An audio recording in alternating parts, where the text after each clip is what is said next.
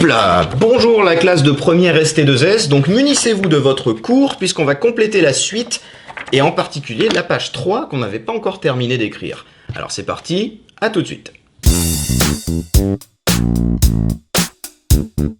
Alors c'est parti pour cette vidéo sur le cours concernant le chapitre 10 niveau première ST2S. Alors donc pour commencer tout ça on l'a déjà fait, donc on va directement se rendre à la page qui nous intéresse, c'est-à-dire la page 3. Donc sur cette page 3, normalement, on s'était arrêté ici. On avait défini les 3 rayons particuliers qui sont donnés ici, on avait complété ce schéma-là, et maintenant on s'en était arrêté ici.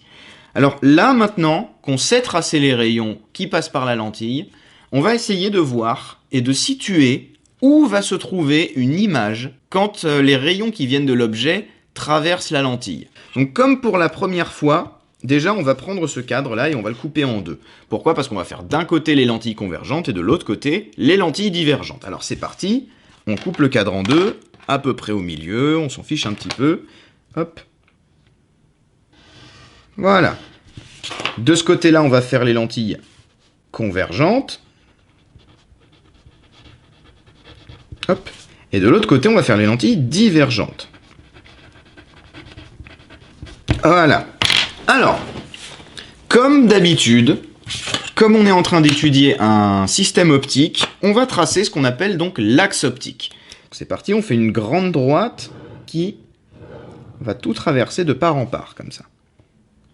Donc là, vous voyez, je l'ai fait en vert, mais j'aurais pu le faire d'une autre couleur, c'est pas très important. Alors c'est parti. On va également tracer notre lentille convergente et notre lentille divergente. Donc on lui fait prendre le plus d'espace possible, parce qu'on ne sait pas encore où mes rayons vont se situer. Donc c'est parti, on le fait en très très grand. Alors ici pareil, je vais faire ma lentille divergente. Donc je rappelle le schéma de la lentille convergente et le schéma de la lentille divergente. Ce sont des segments avec des flèches dans ce sens-là pour les lentilles convergentes, dans le sens inverse pour les lentilles divergentes. On va se concentrer d'abord sur le côté lentille convergente. On va admettre qu'on est en train d'observer un objet à travers une lentille. Un objet qu'on va appeler l'objet AB. Donc vous allez voir, on va tracer un objet. Donc on va le faire par exemple ici. Hop, voilà. Le point A, c'est la base de mon objet qui est situé sur l'axe optique. Le point B, c'est le haut de mon objet. Un objet, quand on est en optique, on le dessine toujours comme ça. Et alors, en quoi ça va consister? Donc là, maintenant, on va chercher à savoir où va se situer l'image de cet objet.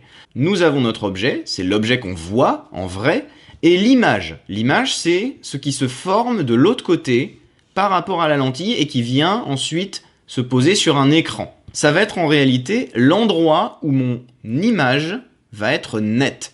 C'est-à-dire que quand vous avez un appareil photo, vous avez la mise au point à faire, et quand vous avez fait la mise au point, ça veut dire que vous voyez votre objet net. En réalité, ça veut dire quand vous avez fait ça, que vous avez réussi à mettre bien comme il faut votre lentille à la bonne distance de votre objet pour que l'image se forme de manière nette sur l'écran. Ou alors sur le capteur CCD de votre appareil photo. Donc ici, nous, ça va être la même chose. On va essayer de voir le principe qui se cache derrière. Alors, on n'oublie pas, bien évidemment, vu qu'on a des lentilles, de dessiner les foyers objet et image, donc F' et F. Et sur la lentille divergente, on sait que c'est exactement l'inverse. On a F' qui est ici et F qui est là. On va faire les deux parce qu'on va voir que l'image ne se forme pas au même endroit en fonction de la lentille. Tout simplement parce que ces deux-là ne se comportent pas du tout de la même manière, étant donné que les foyers sont inversés. Le but de notre manipulation ici va être de trouver où est le point B', puisqu'on va chercher à connaître la position de l'image A'B' de l'objet AB à travers la lentille. Donc, nous allons d'abord chercher à localiser le point B', qui sera l'image du point B à travers la lentille. Pour ça, c'est assez facile. On va prendre les 3 rayons particuliers qu'on a déjà vus la dernière fois, et on va les tracer, sauf qu'ils vont provenir du point B. On va les tracer en provenance du point B, ils vont passer à travers la lentille, et ensuite, on va voir où est-ce qu'ils atterrissent.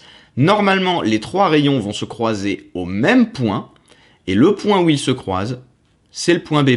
Et ensuite, on verra comment on fait pour trouver le point A'.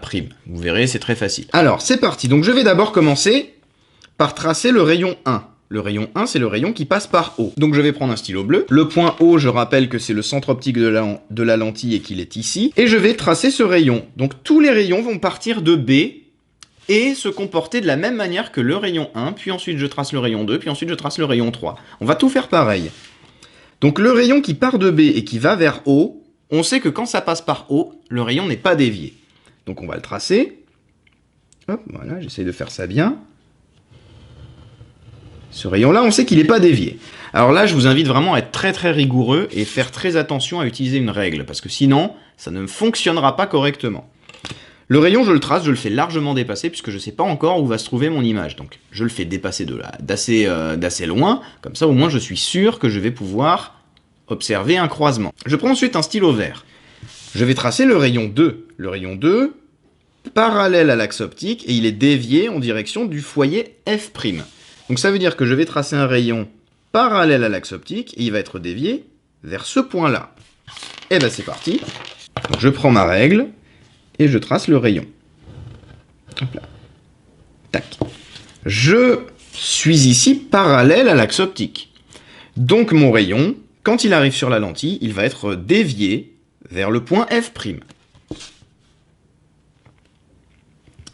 Alors j'essaye de m'appliquer pour faire ça bien. Voilà, là je suis pas trop mal. Tac. Et là déjà, vous voyez que mes rayons se croisent ici. Donc, normalement, le troisième rayon, le rayon numéro 3, eh ben, il va aussi rejoindre ces deux-là à cet endroit ici. J'ai juste oublié un truc. On n'oublie pas qu'on a des rayons lumineux. Donc on dessine des flèches pour montrer que ce sont des rayons lumineux. Si vous ne dessinez pas les flèches, ce ne sont pas des rayons lumineux. Il faut faire très attention, parce que dans ce cas-là, si vous les oubliez, c'est faux. Il faut toujours montrer dans quel sens la lumière est en train de se propager. Pour le rayon 3, on va prendre le stylo rouge. Et le stylo rouge, on me dit qu'il passe par le foyer objet F et qu'il est dévié parallèlement à l'axe optique. Donc en fait, c'est exactement l'inverse du rayon 2 qu'on a tracé ici en vert. Le rayon, on va le faire partir de B, il va passer par le point F qui est ici, et quand il va toucher la lentille, il va partir en étant parallèle à l'axe optique qui est ici en vert au milieu. Alors c'est parti, je vais essayer de m'appliquer un peu, hop, tac. Alors, là, je suis pas trop mal, je pense, voilà, tac. Je fais ma petite flèche, mon rayon arrive sur la lentille, il est dévié en étant parallèle à l'axe optique, et là, miracle, que se passe-t-il? Hop, voilà. Alors ouais, j'ai été plus ou moins parallèle. Oh si, c'est bien en fait, ça va. Et là, on remarque que tous les rayons se croisent à ce point-là. Et bien ce point-là, c'est le point B'. Donc j'écris B'. Et maintenant, comment je fais pour savoir où est le point A' et pour pouvoir vraiment correctement dessiner? Je vais prendre un stylo noir pour pouvoir tracer l'image A'B' de l'objet AB à travers la lentille convergente qui est là. Et en réalité, le point A', eh bien vous voyez qu'ici c'était un segment perpendiculaire à l'axe optique. Et bien là c'est pareil. Je trace un segment perpendiculaire à l'axe optique, comme ceci. Et mon point A', il est là. Et du coup, j'ai dessiné l'image A'B' à travers la lentille convergente qui est là de mon objet AB. Là, j'ai tracé les 3 rayons. En réalité, 2 suffisent, puisqu'on voit bien qu'au bout de 2, on avait déjà le point ici. On avait déjà les 2 rayons qui se croisaient pour former le point B'. Donc en fait, 2 suffisent. Mais je vous donne les 3 pour que vous voyez comment ça fonctionne. Ça, c'est pour la lentille convergente. Maintenant, on va passer à la lentille divergente. Et bien en fait, c'est exactement pareil. On fait la même chose. La seule différence, c'est que le point F' et le point F sont inversés. Donc du coup, ça va un peu tout changer, mais finalement, ça fonctionne de la même manière. Donc je vais, de la même façon qu'au début, tracer mon objet AB. Hop, c'est parti, je trace mon objet AB. Je le fais exactement de la même taille et exactement au même endroit, vous voyez. Et je vais tracer mon premier rayon, qui est le rayon 1, en bleu. Je vais les faire exactement de la même couleur, qui va passer par O. Donc lui, on sait qu'il n'est pas dévié. Donc, puisqu'il n'est pas dévié, eh ben c'est parti, je le trace, et puis voilà. Hop.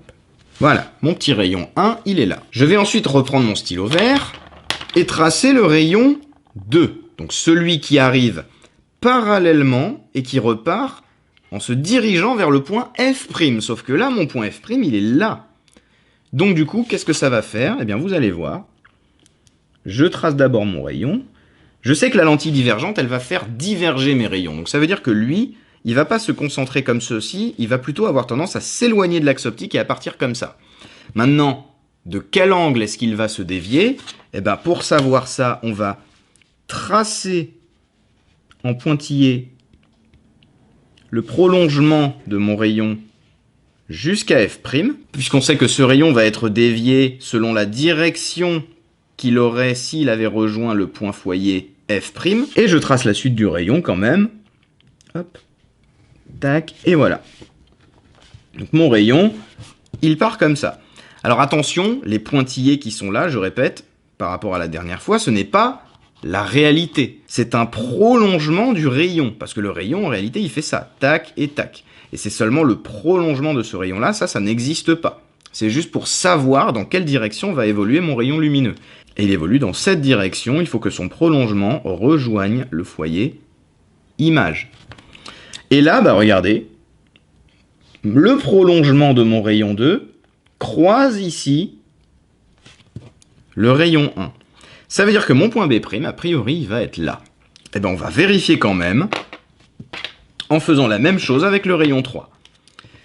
Donc le rayon 3, c'est le rayon qui passe par le foyer F et qui est dévié et devient parallèle à l'axe optique. Donc lui, il va être dirigé vers le foyer F. Donc je le trace. Hop. Tac. Par rapport à ce point-là, il se dirige bien vers lui. Hein. Et lui, quand il sort de la lentille, il est parallèle à l'axe optique. Donc il est parallèle, je le trace de manière parallèle, c'est parti. Il va partir comme ça. Et là, si on regarde le prolongement, encore une fois, de celui-ci, eh bien, qu'est-ce que je constate? Que je retombe bien sur le point qui est là. Et ce point-là, donc, c'est le point B'. Donc, je l'écris B'. Et donc, le point A', forcément, où est-ce qu'il va se trouver? Bah, il va se trouver. Je refais la même chose que tout à l'heure. Je fais un segment perpendiculaire et mon point A', il est là. Et là, j'ai tracé mon image A'B' à travers une lentille divergente. Donc là, qu'est-ce qu'on constate? On remarque que la lentille convergente, elle va créer une image après la lentille. C'est ce qu'on appelle une image réelle. Alors que là, ma lentille divergente, elle va créer une image avant la lentille. Et dans ce cas-là, c'est ce qu'on appelle une image virtuelle. Puisque ces rayons, ici, n'existent pas. Ce sont les prolongements des rayons qui existent pour de vrai et qui émergent de la lentille. Voilà, donc maintenant, vous savez comment utiliser les 3 rayons particuliers. Ici, c'est la même chose que tout à l'heure, 2 rayons suffisent. Hein. Là, j'ai voulu absolument vous montrer comment se comportent les 3 rayons dans une lentille divergente. Du coup, ça fait un gloubi-boulga un peu dégoûtant ici, mais dans l'absolu, ça fonctionne exactement de la même manière que celle-ci. C'est juste que là, bah, vous avez un petit amas de rayons qui va se concentrer en un seul endroit. Donc, du coup, ça fait un peu moins propre. Si vous voulez faire quelque chose de propre, vous avez totalement la possibilité de ne tracer que 2 rayons parmi ceux-là, ceux qui vous paraissent les plus simples. Et ça va vous donner l'intersection des 2 rayons, et ce qui vous donne la position du point B'. Donc, pas de panique, là ça paraît un peu moche parce que j'ai voulu absolument tracer les 3 rayons. Donc c'est terminé pour l'utilisation des rayons particuliers à travers les lentilles pour définir la position d'une image. Maintenant, ce que vous allez pouvoir faire, c'est trouver ce poly dans la description de la vidéo en lien téléchargeable. Donc vous pouvez le télécharger, l'imprimer et faire la même chose que moi, ce que j'ai fait ici. Si vous n'avez pas compris, vous pouvez revoir la vidéo. Vous pouvez aussi poser vos questions dans les commentaires. J'essaierai d'y répondre au mieux que je peux. Et je vous mets également dans la description un lien pour télécharger quelques petits exercices pour tracer des images en fonction des lentilles que vous pourriez avoir. Comme ça, au moins, vous pourrez vous entraîner à positionner des images par rapport à certaines lentilles, à certaines positions des objets, etc. Donc voilà. Donc je vous dis à très bientôt pour de prochains cours.